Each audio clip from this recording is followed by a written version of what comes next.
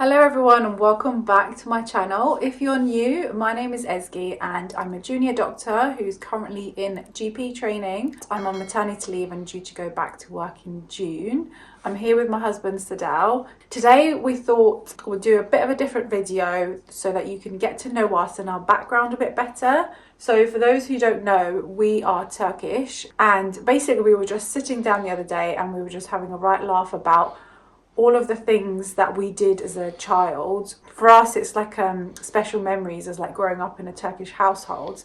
So we wanted to do a video for you guys just to go through all of the fun and embarrassing and annoying things that Turkish people do. Okay, so the first thing, I feel like it was both of our first unpaid jobs, is translating.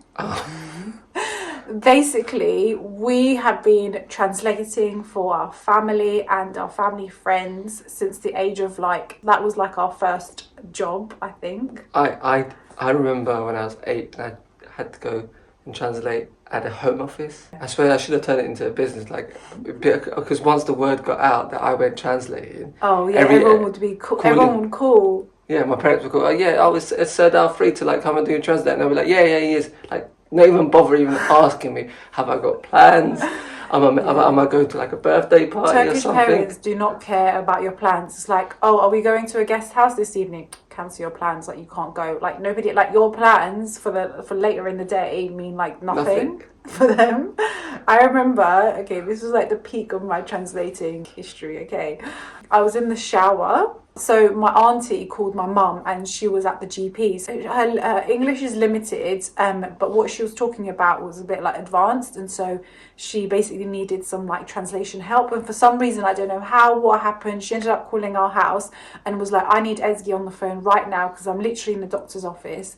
I need her to help me basically explain what's going on.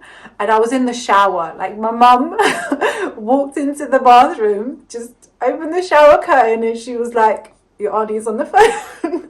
And I had shampoo in my hair and I was like, Mum, what are you on about? And she was like, oh, she's really urgent, she's with the doctor right now, so you need to speak to her now. And I had to shut the water off literally with shampoo still in my hair, put a towel around me because I was freezing, and I translated there for 10-15 minutes, put the phone down and just casually carried on showering.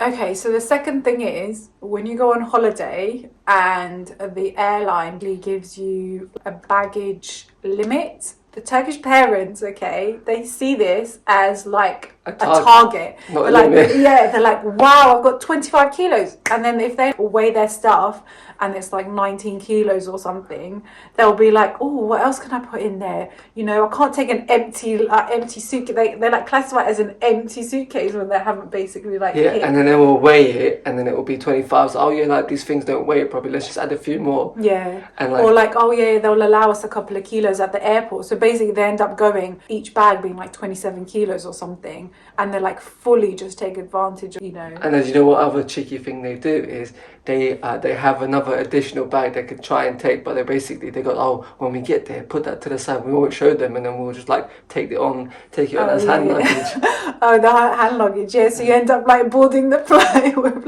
50 bags of hand luggage. Yeah. Going off the luggage thing, the third thing is if a Turkish parent is flying from the UK to Turkey, standard things that are in there are coffee, tea, chocolates, or clothing for aunts and uncles and mums and dads. Basically every family member has to get at least one gift.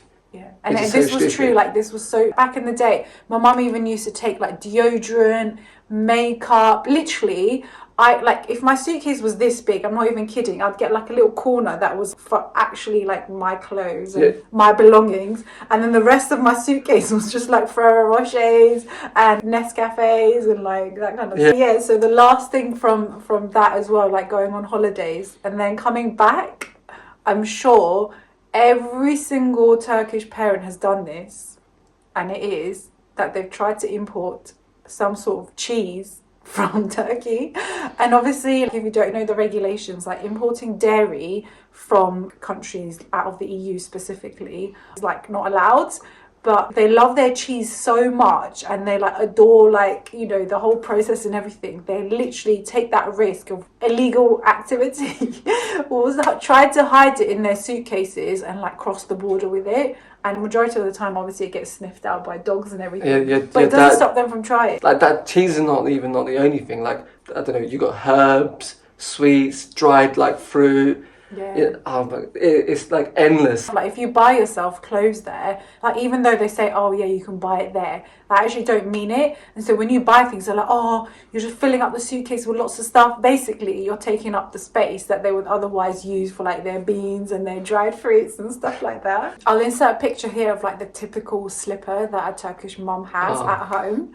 Basically, if they're like annoyed at you, if you make like a joke that they didn't like, or if they're angry at you, they'll basically throw the slipper at you. It's not in a way to kind of hurt you. It's more just to be like, stop it kind of thing.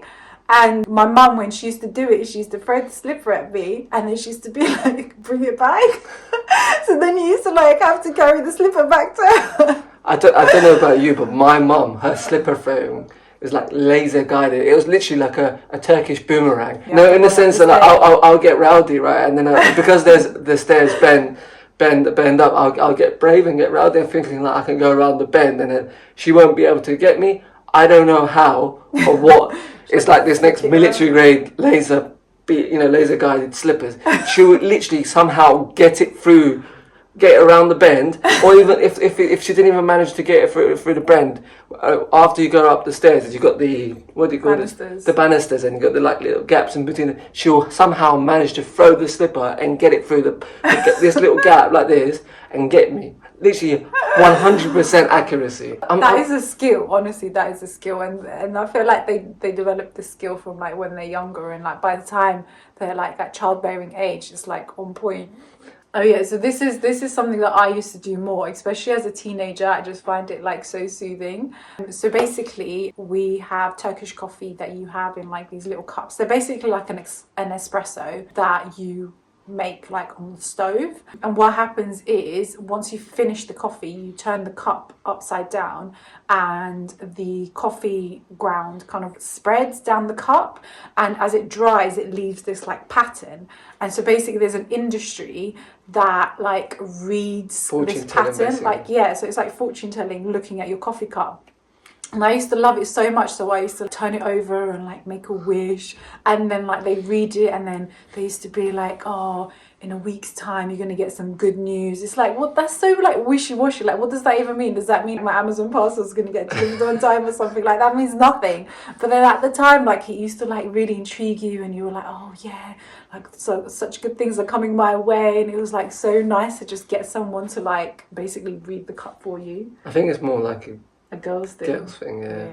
So the seventh thing is that if you step foot into a Turkish household, there's always, literally always, tea brewing on the stove. We have like this special teapot that has the top bit that you put the tea bags in, and then the bottom that you have water, so you can like dilute the tea to whatever consistency you want when you're pouring it out, and that will always be like warm or hot like on the stove, and it will be replenished like 2-3 times a day, especially for tea addicts. And like any person that steps foot in the house would be like, do you want some tea? Do you want some tea? Do you want some? That is literally the first thing that they'll say to anyone that steps foot in the house. Yeah. Coming off from eating and dinner and everything, is that if you sit down at a Turkish table for breakfast, you are guaranteed to have at least 5 to 6 different types of cheese. Like cream cheese, goat's cheese, hellim cheese, and cheddar cheese. Like, there is literally 80% of the table will consist of a type of cheese. We were talking about this point actually the other day when we were watching Netflix, and it's basically if you watch a Turkish series, right, each episode is 90 minutes, so hour and a half, okay, for each episode. It's basically like a film. And to top it off, they put so many adverts that are like long. These are like over 20-minute adverts in between. By the time you actually finish watching that series, on Turkish TV, you're literally 4 hours in. Like, there's literally no point. I think what people have started to do is just let the episode run on TV and then just watch it like when it goes online, because like the adverts are so silly. The cheek with the adverts is literally they'll put an advert for the last 10 seconds. No, yeah, so what it does is you'll get to the end and then advert will come on, you'll be like, oh yeah, there's still another like 20 minutes of this episode left or something. And then you literally watch half an hour of adverts, come back and it's like the credits. Yeah, it's literally like 10 or 5 seconds of it. And the thing is, how they get to record for like 90 minutes is literally every Turkish like series is slow-mo. Oh, like, yeah. Slow-mo, like them Dramatise everything. Looking at each other. Yeah, it's like the girl walks down the street and then it's some sad music for like a good 2 minutes. You can go like take a pee and come back and it's still the same scene. Yeah. Or and then what else is typical? Like literally, like 90% of the Turkish TV series, they've always got action and guns and stuff like that. Yeah. And then the leading role, or the good side, I don't know, they'll be firing like hundreds of bullets and like somehow none of them. Yeah, the lead like, actor never gets hurt. Never gets hurt. Never gets But he hit. kills like 50 people per episode. Yeah. That is so stupid. Yeah. This next point is something that is very dear to my heart because it's the fact that, you know, like older people in the family, when they get together in like a gathering, they love talking about what is wrong with them. Like, oh, I have diabetes. I've got high blood pressure. Oh, my asthma's really bad this week. Oh, my eczema's like flared up so badly. And then they'll like talk about all of the medications they're on, and they literally compete with each other. Who's on the most? Who's got the most hospital appointments? Who's basically had the most serious hospital admission recently? They literally love talking about it and basically Competition, isn't it? Yeah. Who's the illest? I know from my own family as well.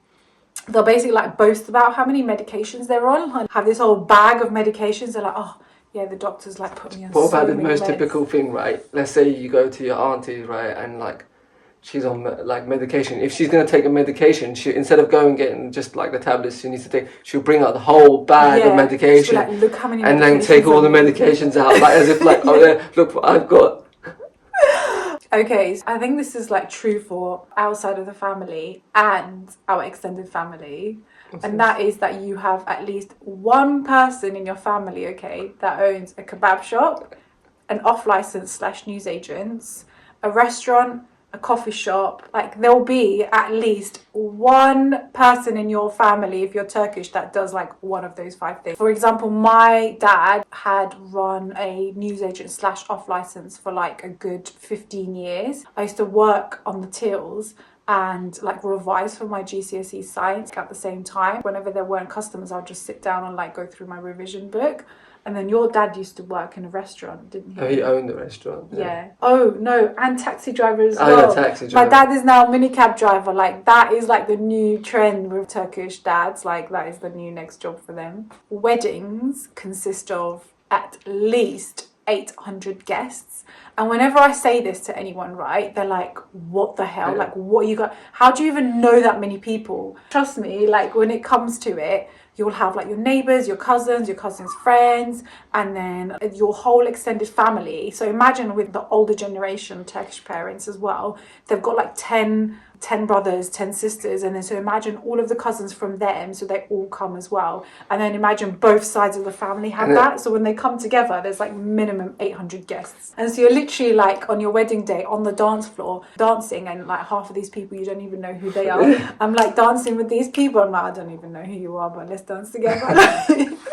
And there's like no such thing as like seating plans, nothing. It's literally like you come, you sit wherever you want. There's no such thing as, oh, there's only 80 meals and it's like it's still like a 3-course meal when you have like so many snacks and fruit and dessert and everything in between, but it's just not in like a numbered way. It's like the caterers in the wedding hall will just, I don't know, mass produce enough food for 1,000 people, and then whoever comes like will just sit and eat basically.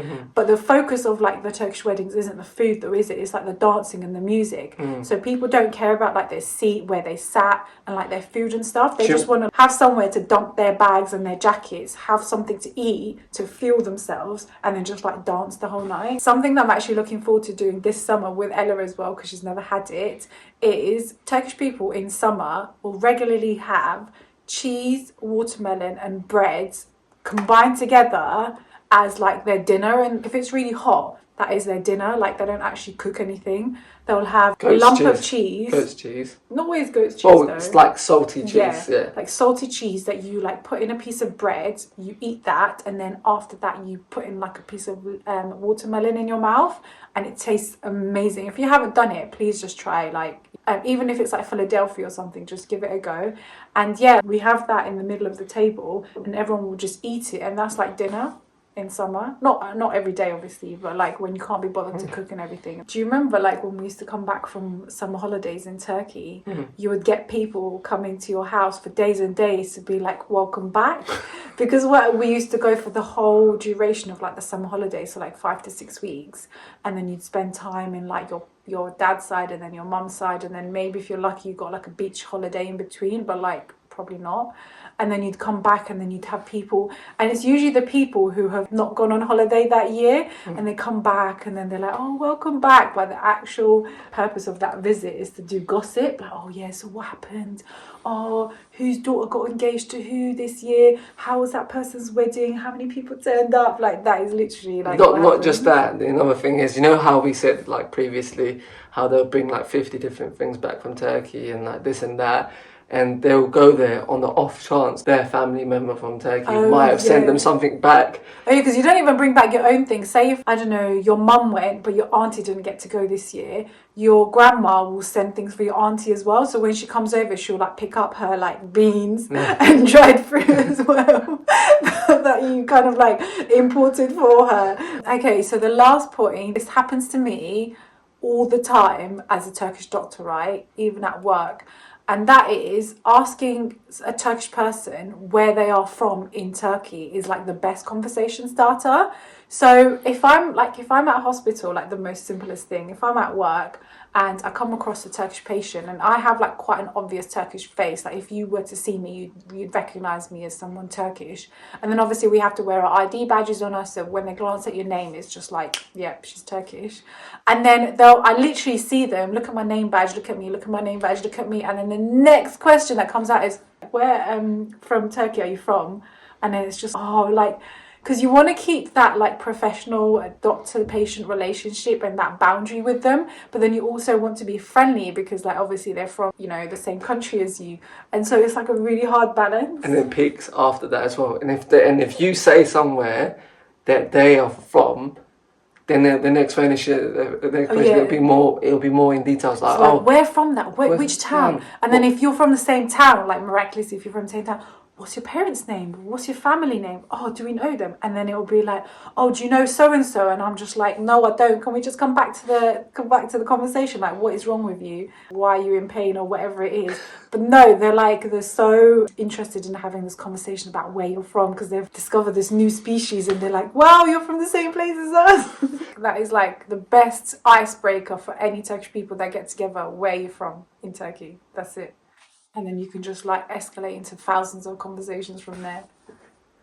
Anyway, so that was our 15 points, guys. I really enjoyed making this video because it's such a laugh, like thinking about our culture. And I feel like really lucky to be part of a different cultural background that lives in the UK because I feel like I get the best of both worlds. So hopefully you guys enjoyed that video as well. If you haven't subscribe please. I do lots of videos on like my life as a doctor, my vlogs in hospital and at home, and also lots of content about applying for medical school and just generally about my experiences and just giving you guys advice on what to do. So I'd love to have you on my channel if you haven't joined already, and follow me on Instagram as well. You do lots of like daily life stuff on there, my stories and everything, and my channel name is the Junior Doc. And make sure you like the video, please, if you can. It helps out a lot. Yeah, I'll see you in my next video, guys. Bye.